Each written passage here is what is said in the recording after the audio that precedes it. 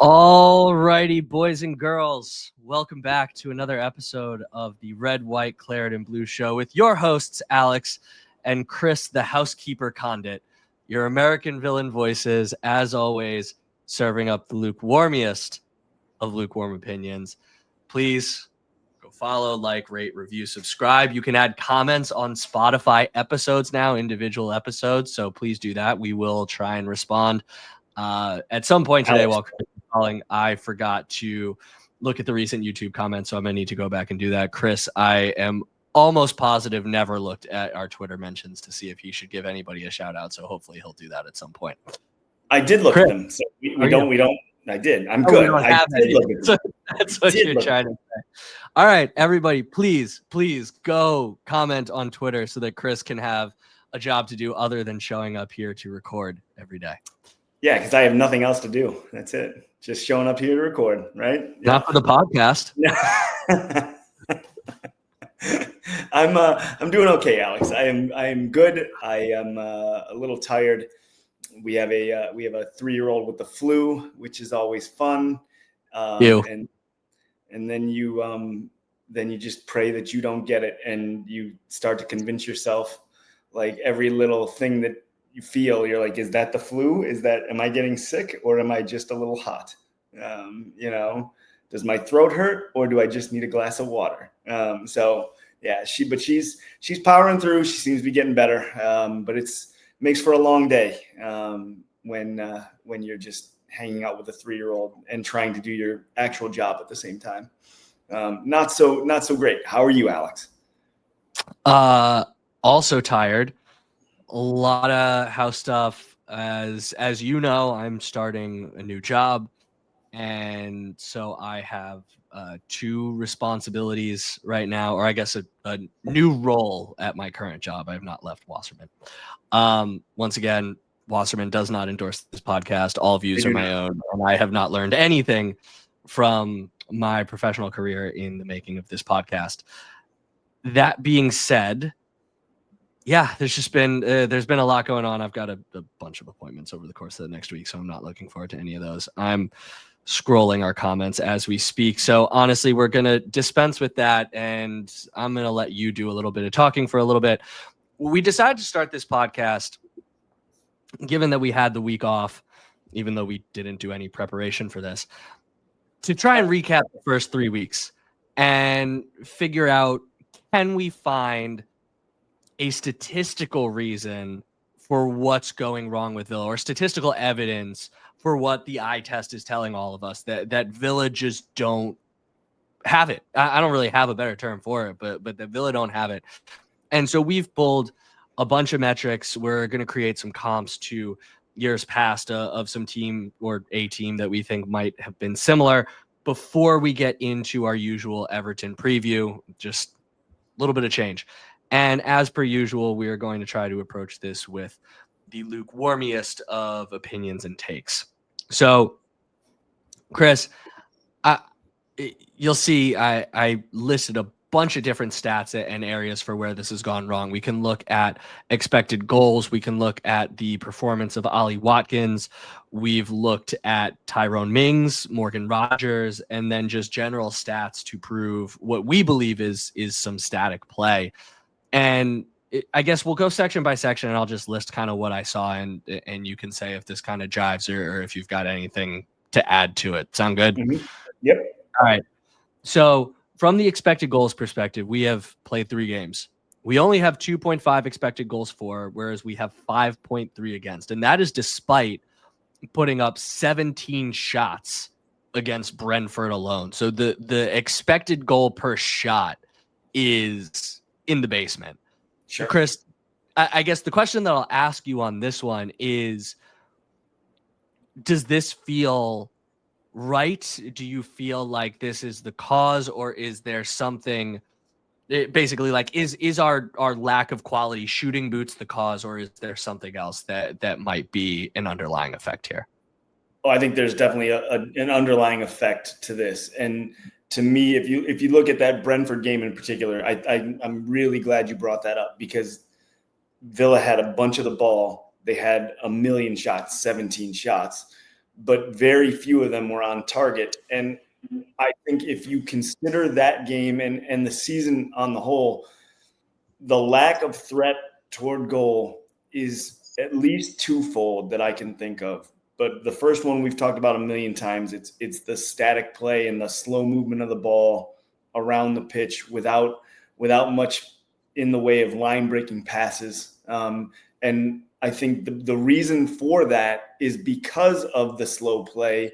Teams can settle in and defend that final third with 10 or 11 players, and Villa become easy to defend because they're not wide, they're narrow, and there's very little real estate on the pitch that teams actually have to defend. So expected goals versus shots on target, like you brought up, is going to be nothing or next to nothing because there are so many shots getting blocked in the box because there's not a lot of room to operate. And I think that is a symptom of the disease of static play, of lack of ambition or movement or something along those lines. Because what we're seeing now versus what we saw at the dawn of the Unai Emery era is a totally different approach, right?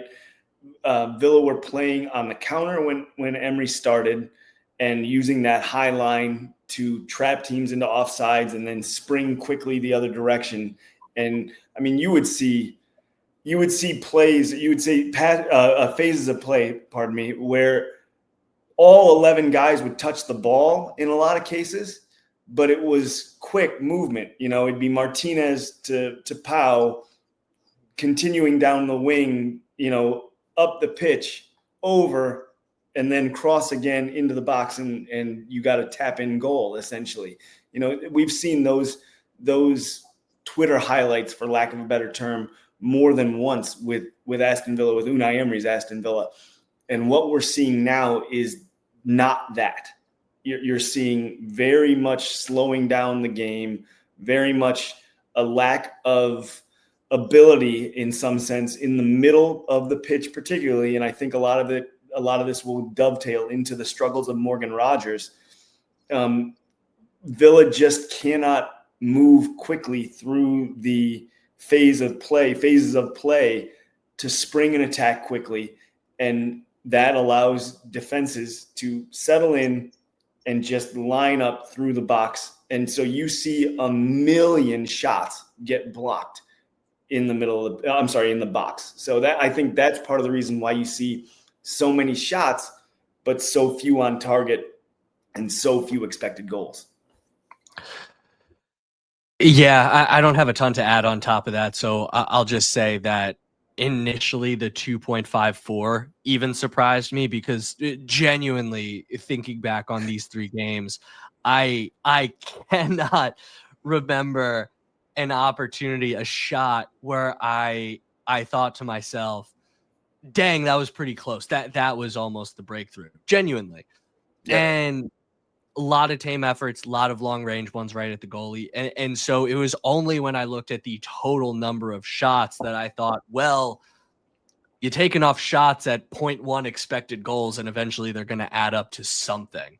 Yep. But the fact that we're averaging less than one expected goal a game, I think says it all. So let's move on to the player that we think should be scoring and creating those chances, Ollie Watkins. And I wanted to look at where was he getting touches, where on the field were those touches, was there anything that we could see where he was receiving the ball further than he did in the past? Is he less involved in the play than he was in the past?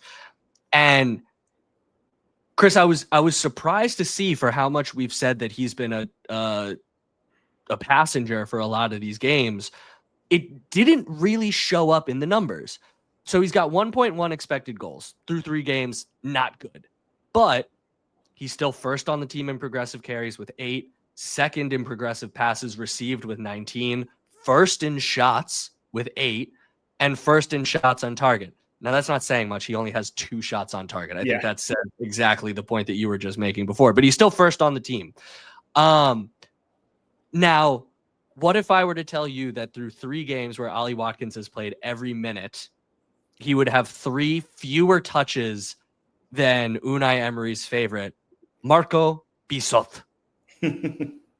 I was shocked to see that statistic, to be honest, because Marco Bizot has not played, but what, 3? He hasn't played in 3 games, So, No.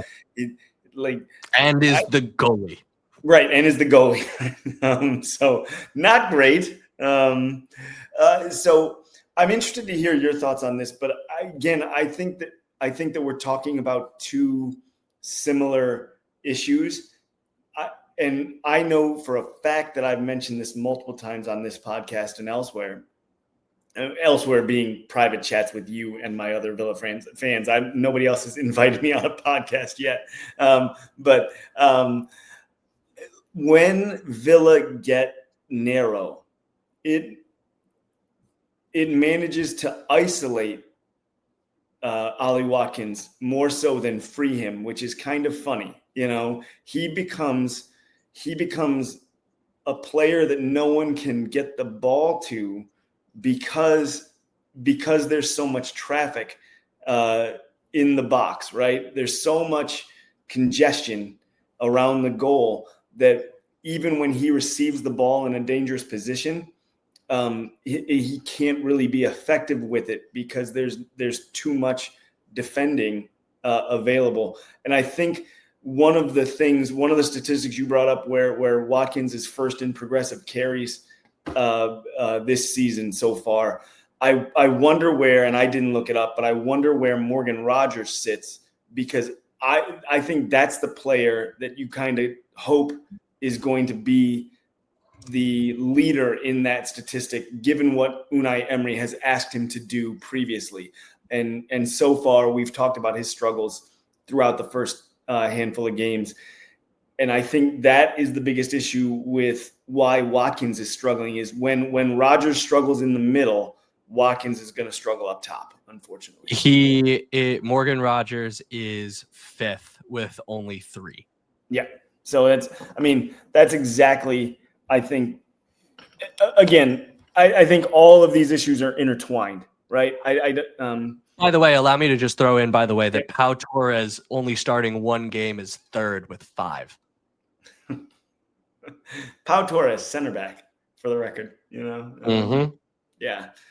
So I think that if we can, and if Villa can clear up these issues in the middle of the field, in the middle of the pitch, and extend out to the wings, or at least change their MO in terms of how they're trying to get at defenses, I think that will allow Ollie Watkins more freedom of movement up top.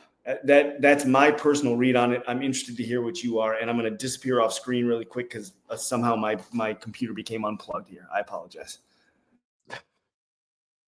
So the only thing I'll add, actually, in terms of Morgan Rogers, and we were going to talk about him separately, but we can just do them together right now, is that Morgan Rogers, I actually think, is being asked to play a slightly different role than he was last year. Now this might be because for the first 2 games, he was pushed out to the left as opposed to playing the central 10 role. But despite having only 3 progressive carries, he's actually leading the team in progressive passes received, which to me says that he's being told, don't necessarily drop in and get the ball to carry it forward.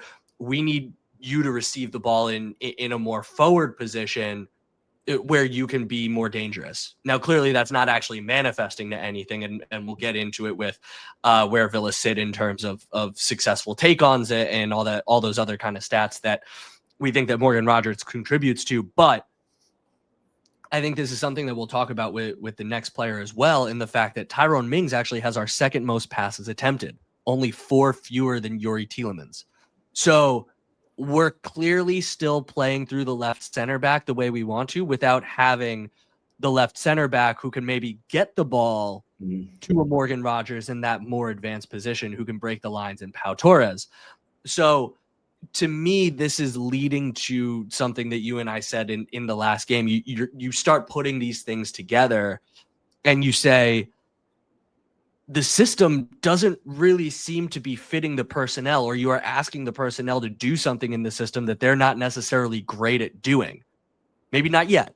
Unai Emery is a footballing genius. Maybe he sees something in this that they just haven't clicked yet. But when you've got Tyrone Mings playing that many passes, and for as good as Tyrone Mings is, I would equate this to, if we want to use an American sports example, you have a great starting quarterback, a Joe Burrow or something of that sort, and he's pushing the ball down the field and, flying passes out left, right, and center, all three levels of the field, whatever, and he gets injured and you bring in the backup quarterback, you don't ask the backup quarterback to push the ball downfield in the same way. You change your offense. You dink and dunk a little bit. You set up running plays, more play action. You keep everything in front of him.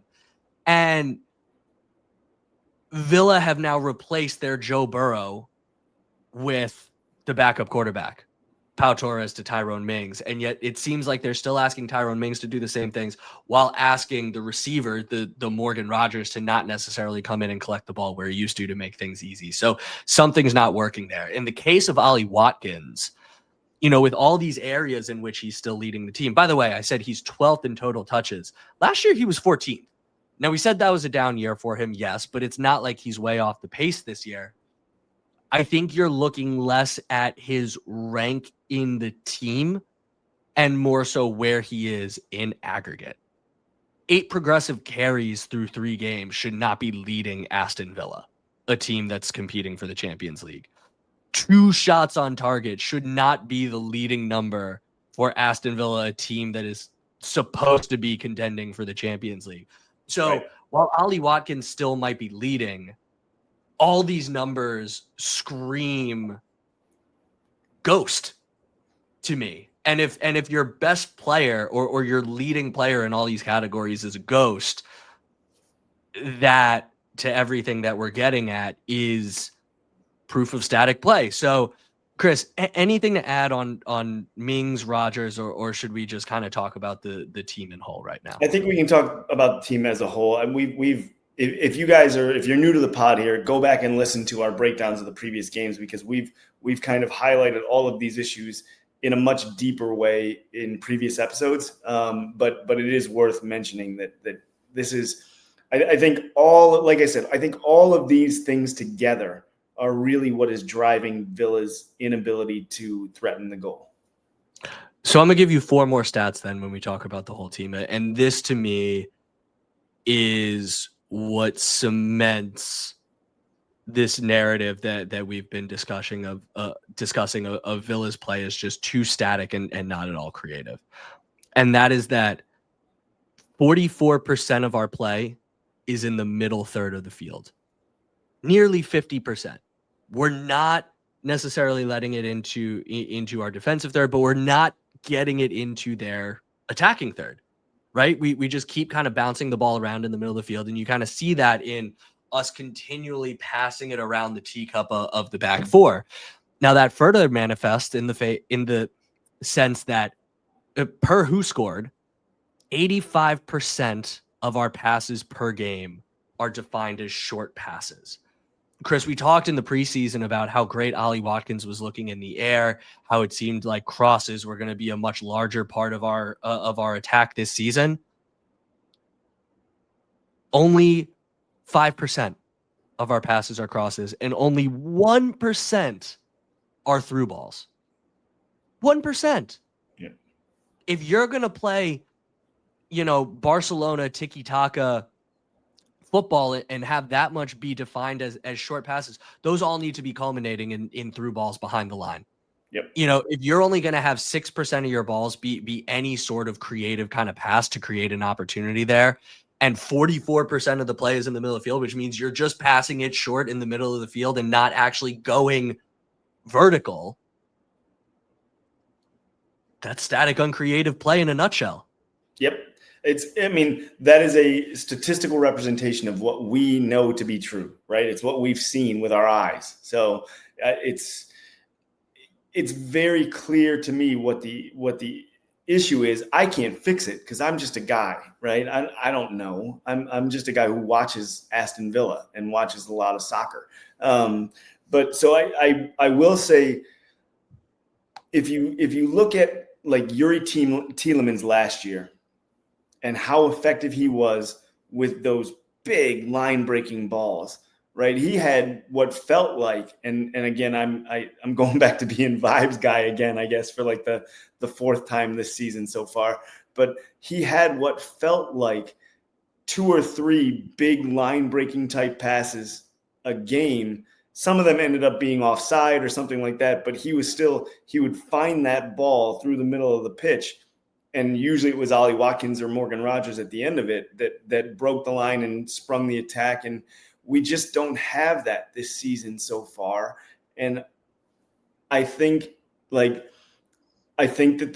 the big issue is that what we've been saying since the first game now, that the teams that Villa have played so far are happy to sit and defend, right, and let almost half of possession exist in the middle third, then spring the counter where Villa are vulnerable because everybody inches up slowly as you pass the ball around the back. You keep moving forward. That leaves you more and more vulnerable on the back end. And so teams have, at least it seems, both what we see with our eyes and what we see in the statistics, teams have figured out that they can wait and just let Villa pass the ball around, find their opportunity when somebody either A, loses the ball, or if they do get a shot on target, spring the counter quickly from the release from the goalkeeper and just take off down the pitch the other way, because it's not like teams are spending a lot of time in their own attacking third, Villa's defensive final third. So that to me screams that we have major issues here where we're dominating possession but getting almost nothing out of it. So that then leads to a comparison that I wanted to make, and I'm curious what you think of this one. Recent memory, I suppose, but it feels a lot like how Crystal Palace started last season. And so I wanted to see if there were any similarities there. They similarly had 3 expected goals for and 5.4 against. As a reminder, Villa are at 2.5 and 5.3, so fairly close there. And so what I see with that is that they similarly were giving up way too many good opportunities despite leading in possession in 2 of the 3 games, much like Villa had. A lot of possession, can't necessarily do anything with it. Crystal Palace over those 3 games did actually score in 2 of those 3. So they had, Mateta or whoever that was able to put the game away or put the ball away despite them not winning. And Crystal Palace, we saw it kind of continue for a while. I want to say it was like 10, 11 games before they got the back-to-back wins against Spurs and Villa that ultimately kickstarted their season. So what I'll say over the course of the first 3 games, Crystal Palace last year versus Villa this year, Villa have more progressive passes by nearly 20. They've had more crosses into the penalty area, 7-3, and they've had twice as many successful take-ons, 24-12. A lot of the other statistics are actually fairly comparable, but that to me says that as bad as Villa are, and despite Crystal Palace scoring twice, there at least is a little more something here this year for us to build upon than Crystal Palace had last year. I appreciate that you're always going to bring this back to your failed prediction that Palace would finish in Europe last season. But so hey, they did technically. You're right, they did. I guess you're right, but Champions League, right? Did you say 4th last year for them? Is that what you said? I said 5th or no 6th. 6th. Okay, I had someone else 4th. I had Villa 5th, and then I had them 6th. Okay, I didn't mean to slander you there. Yeah, shut up, Chris. I like that as a comparison, I think, but my bigger concern or issue is, can Villa turn it around like Crystal Palace did and become a real threatening side? And they've continued to be a real threatening side. And from a personal standpoint, it looks like they can. It looks like Villa can do that. They have plenty of players forward. They have one of the most talented young midfielders in England, if not the world, in Morgan Rogers. They have a proven commodity and good finisher in Ollie Watkins. They have a lot of intriguing pieces with Mullen and Gasson and Jadon Sancho now. I still think there's more opportunity for Luka Dean and Ian Maatsen to just given what we saw in the preseason to really bring a lot of width to the attack and good crosses, because we've seen so far this season, Luka Dean put a couple of crosses on the money. And I think Ian Maatsen had one, if I remember right, in the last game, where just there's nobody home for service. So to me, it's a matter of putting all these pieces together and really finally getting to see this team attack the way we expect them to, and the way that we're accustomed to seeing an Unai Emery-led team attack. I hope that it comes together, because if it doesn't, it's going to be a long season and we're not going to end up where we want to be. And it's probably going to be somewhere closer to mid-table. And that, to me, is not near good enough. And certainly from a financial perspective is not near good enough. But so I think the question I would ask you, Alex, is, do you think they have the personnel and the ability to pull all of this together and make this work, given the changes to the side and in the team? And I know some of the personnel decisions have ruffled feathers inside the locker room. If you read Twitter and read just what the players are saying to the media, it's clear that they wanted to kind of keep the band together from last year, but financially they couldn't. So you have to acknowledge the effect that has on professionals. I know I made this comparison last pod, but if your favorite coworker all of a sudden, goes somewhere else, goes to another division, goes to another company, go wherever, that has effect on office morale. It's no different with professional athletes. They like to be around the players they like to be around. It's human nature. So you have to acknowledge that the sort of turmoil that was around the club during the transfer market had to have an effect. Can Villa come out of it now stronger and play well with everything, all the players they have available, and with all the changes that have been made? Is this something that Villa can recover from? Your opinion, Alex. Okay, so you said a lot, and I'm going to ramble. I always say a lot. I ramble. I'm sorry. I'm gonna work my way to an answer. Just bear with me here, because you touched on the fact that what the similarities were between Crystal Palace's squad and this Villa squad, and I think beyond the stats that I mentioned, there are some qualitative similarities as well. Manager who has previously been successful in Europe and won the Europa League, a enviable mix of attacking players coming back in Eze, Mateta, Wharton, a good center back in Gahey, good goalkeeper in Dean Henderson. You think about the Villa spine and how we felt about it with Emi Martinez and Tyrone Mings or Pau Torres or Ezri Konsa up through the midfield of Yori and Morgan Rogers and Ollie Watkins. A lot of similarities in how those teams were built. What you probably would have said about Crystal Palace last year was, can their depth keep up? And what we're saying about Villa right now over the course of the first 3 weeks, and we'll see what happens with the new transfer window additions, but were Villa deep enough with the losses that they suffered in the transfer market? And so there is more than just statistical similarity to say that maybe there's something similar going on in terms of roster construction and all that kind of stuff. Now, Crystal Palace finished the season in 11th or 12th as they always do, mid-table, and they won a trophy, and now they're in Europe. So I think you would be hard pressed to find a Villa fan that said, if we won a trophy, even if it meant finishing mid-table, any trophy, that wouldn't be a good, successful season.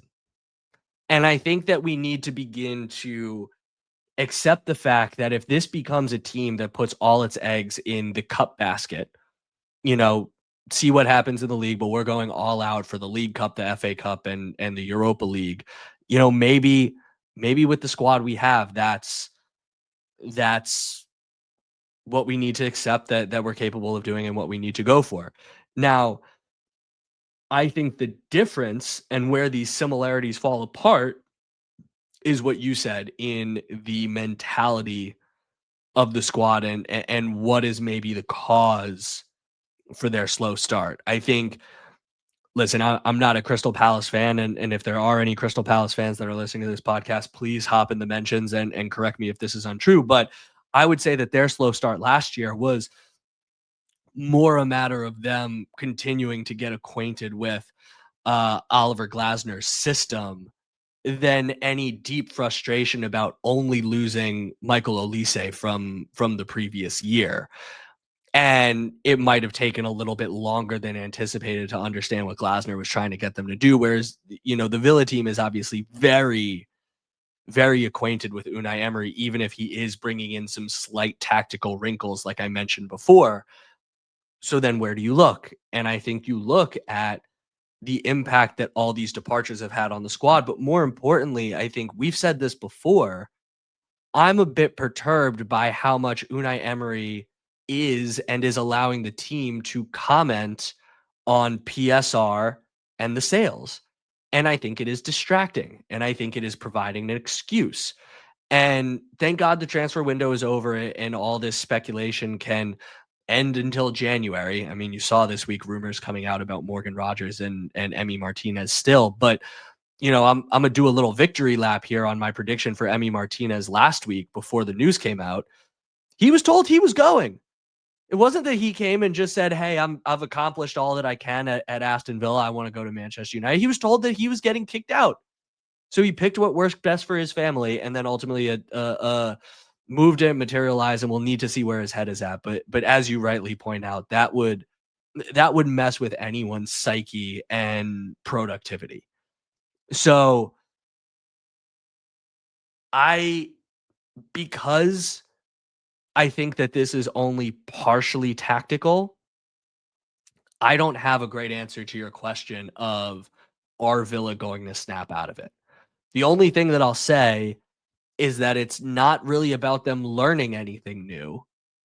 It's just about them choosing to quote one of my favorite athletes right now, Jalen Hurts, keep the main thing and focus on the game on the field. And that's all we can really hope for. And like I said, now that the transfer window is closed, hopefully that means that they can kind of put that aside. This is the squad we got. These are the guys that came in. Now let's go accomplish our goals.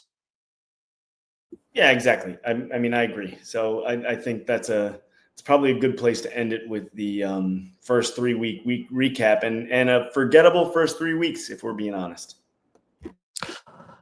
Hopefully it becomes forgettable, because if it keeps lasting, we're not going to forget this start for a long time.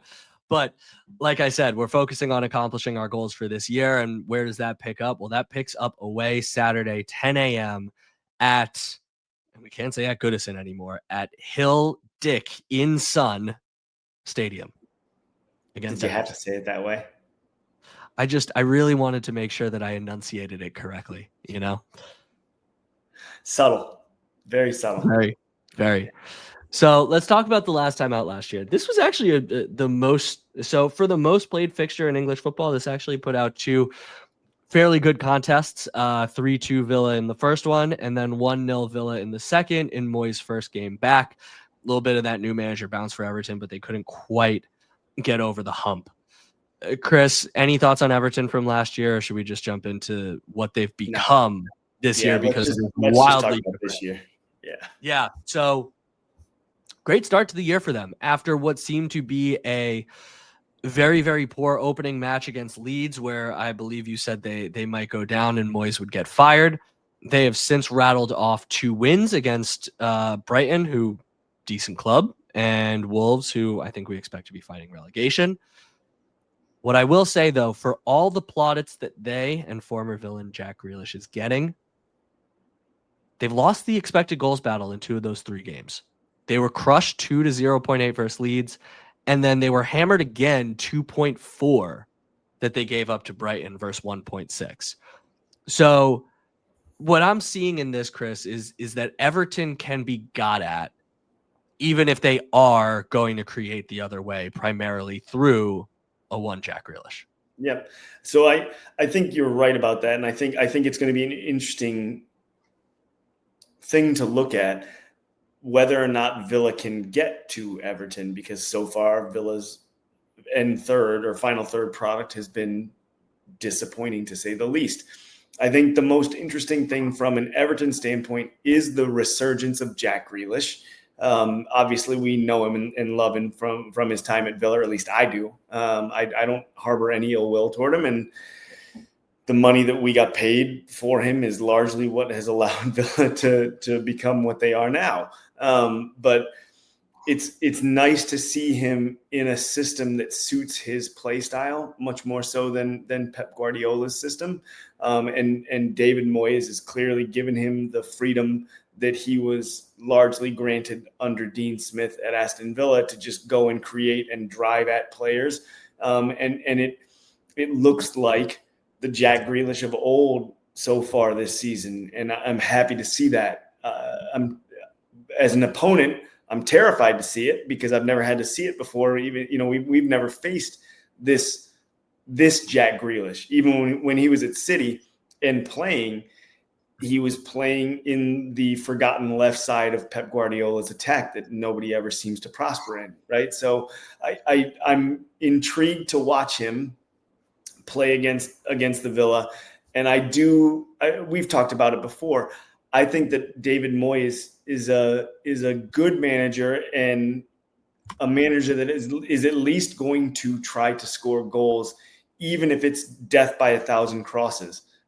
He's going to get the ball forward and send the ball from the wing into the middle 100 times if he has to try and get one goal. So I think it's an interesting matchup. Given what Villa's struggles have been so far this season, I think that it could potentially be a difficult game for Aston Villa. Yeah. Jack already with 4 assists, 2 games with two assists. His partnership with Ilman and Jai, 2 goals leading the team, already bearing fruit, 2 exciting players. He is dominating much as he did in his Villa years in progressive carries. He's got 11. The next highest on the team is 5, and he didn't even start the first game. What I'll say about Everton and their whole kind of setup is they're playing in a very traditional 4-2-3-1 formation, but they've got some wrinkles in it. So they're actually starting 3 center backs in Keane, who's 6'2", Tarkowski, who's 6'1", and if FB Ref is to be believed, again, I haven't kind of verified this by going back and watching footage. They are starting 6'6", 203-pound Jake O'Brien at right back, who came up as a center back through the system. So then they have James Garner as the more attacking left back. 1 goal, second most progressive passes on the team, and tied for second most shots. Chris, does that formation sound kind of similar to any other formation you're aware of? It does, doesn't it? Yeah, it sounds almost like a mirror formation. But I'm interested to see what challenge this presents to Aston Villa.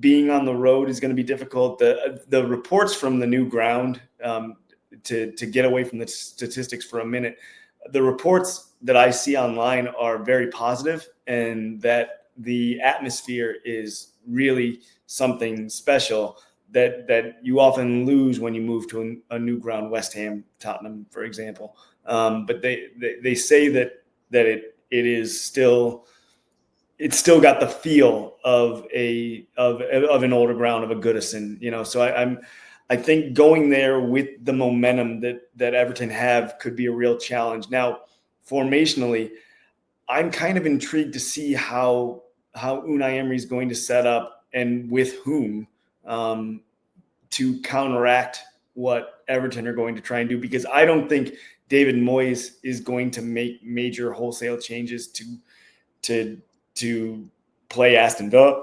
I think it's going to be on Villa to react, or at least to counteract what Everton are going to try and do. Yeah, and I the last thing that I want to point out is that this seems to be a system tailored to get the best out of Jack. How was Jack best with Villa?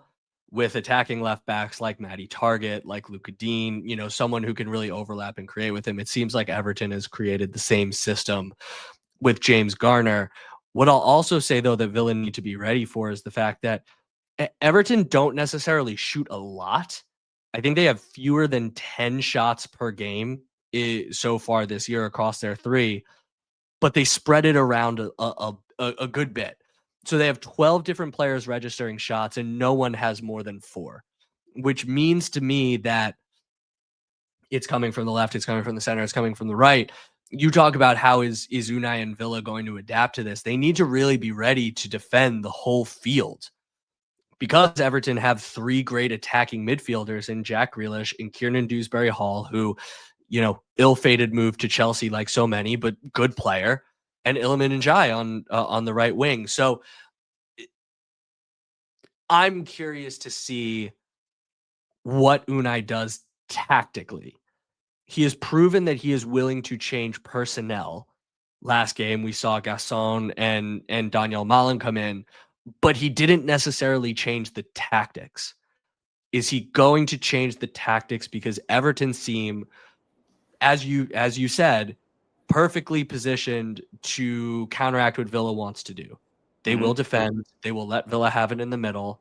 They will attack devastatingly with pace through Jack Grealish or Njai or Dewsbury Hall. And they won't shoot a lot, but they will take advantage of the good opportunities that they get and potentially punish us for it.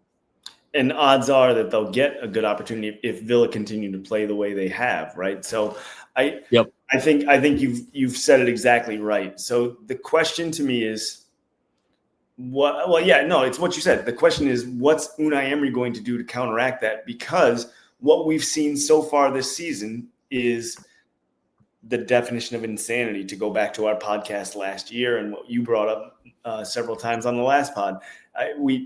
Something has to change here. And if Villa don't make the changes, I think this is going to be a loss for Aston Villa. And we'll get into our score predictions and everything later. But I'm concerned about this game. And if this game ends in a loss, that's then 1 point from a possible 12. That's not a 12. great start, right? Yeah. Pretty bad for the easiest start in the league. Yeah. Yeah. Well, you bring up a good point. What changes at Villa? And the traditional mantra is, international break, get everyone back at Bodymore, working through it, all that kind of stuff. Unai, yeah, he's been in the lab. I'm sure he's been sleeping at Bodymore every single night to try and figure out what's going on.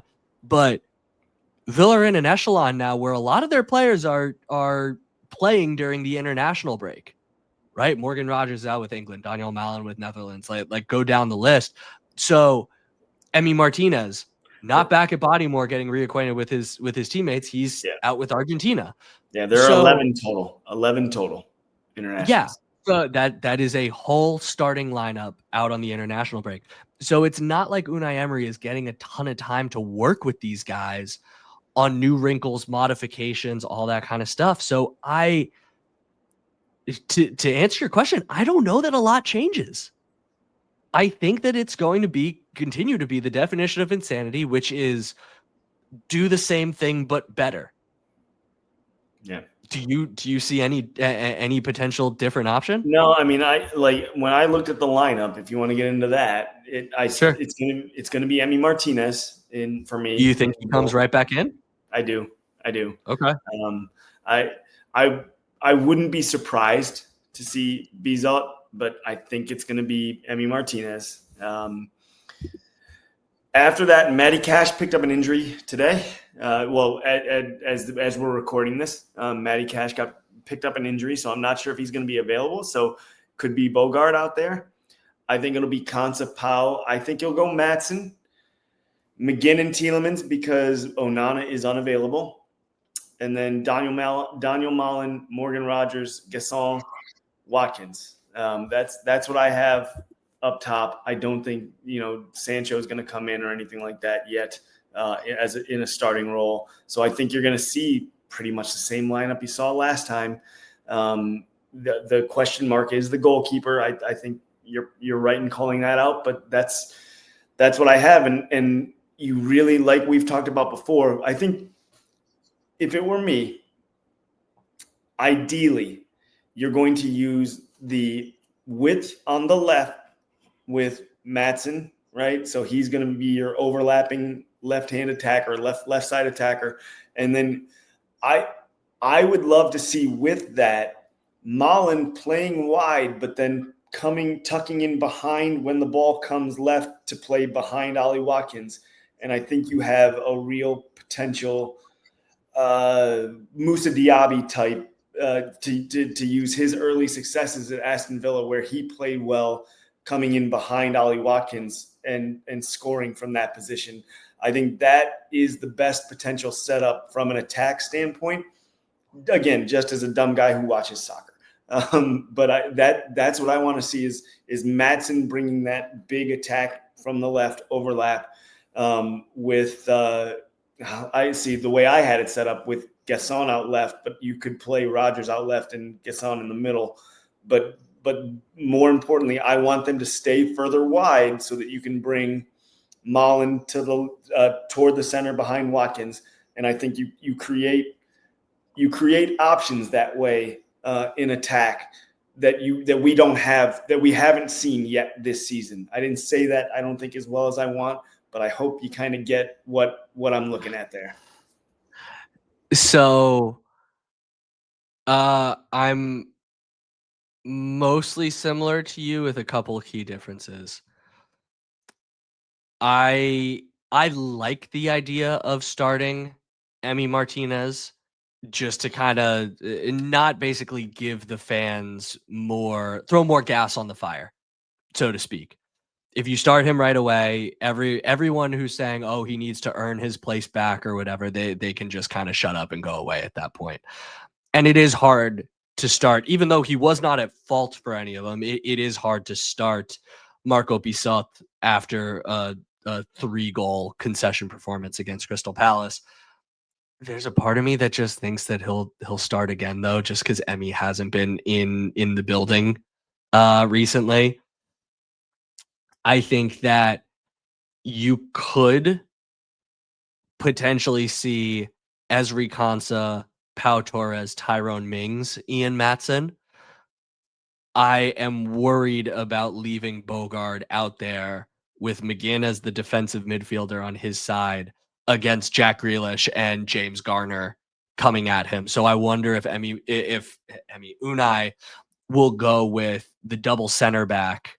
I guess it would be Konsa and Mings, and then Torres on the left, to provide a little bit more stability there. Like you, I think it's probably too soon for Lindelof to come in, but even if it was Konsa, Lindelof, Mings, just given his experience, that provides a little bit more surety than bringing in a Bogard or a Garcia if he's healthy again. McGinn and Tielemans are basically the only two options there. And then a wrinkle up top. I think that Unai is trying to find a place for Emi Buendia. And if we have anyone who we can say has been playing well over the course of the first 3 weeks, I think it is Emi Buendia in that impact sub role. He's been creative in how he's moved about the formation and picked up pockets of space. He's willing to take a shot on, try some different passes. And I think it's telling that when things were not going well against Crystal Palace, Gasson was the first one who was yanked off. Good point. Might not be doing what Unai Emery wants just yet. So I wonder if we'll see Rodgers on the left, Buendia in the middle, and Malen on the right. And then, like you said, Ollie Watkins up top. Yeah, it has to be Watkins up top. There's no question there, right? So what do you have for a score since I gave my lineup first? 2-1 Everton. And I think Jack Grealish collects another assist. I have 2-0 Everton, so we're in the same boat. And if my prediction is true, that's 4 scoreless, and that's not good. But I just don't have a lot to be confident in right now, and I hope I'm very wrong. But I don't see it. I don't see where the goal comes from at the moment. I'm with you. It has to happen eventually, right? Like we can't go 38 games scoreless. So yeah, don't shrug that way for that one. All right. Well, we will be back probably Sunday evening with a match recap of a match where hopefully Chris and I were just incredibly wrong. And yeah, I don't really have anything else to add. Oh, congrats on your wedding, Foxy. Looking forward to being in Denver this weekend. Yeah, I didn't even tell you I'd be in Denver this weekend. Nice. Yeah. Gonna get me some illegal Pete's burritos. Fantastic. And some voodoo donuts. Shout out to Black Country Villain. You continue to be one of our biggest supporters on YouTube. So thanks for watching. Yes, shout out to Black Country Villain and also Villa Samba Brazil 8737, Nice. new subscriber from the northeast of Brazil. Thank you. So very excited to have you aboard. Thanks for listening, and yeah, tell everybody else down there we still love Dougie Louise. So that's right. We do. All right, Chris. Well, until this weekend, hope you're well, my friend, and as always, up the Villa. Up the Villa.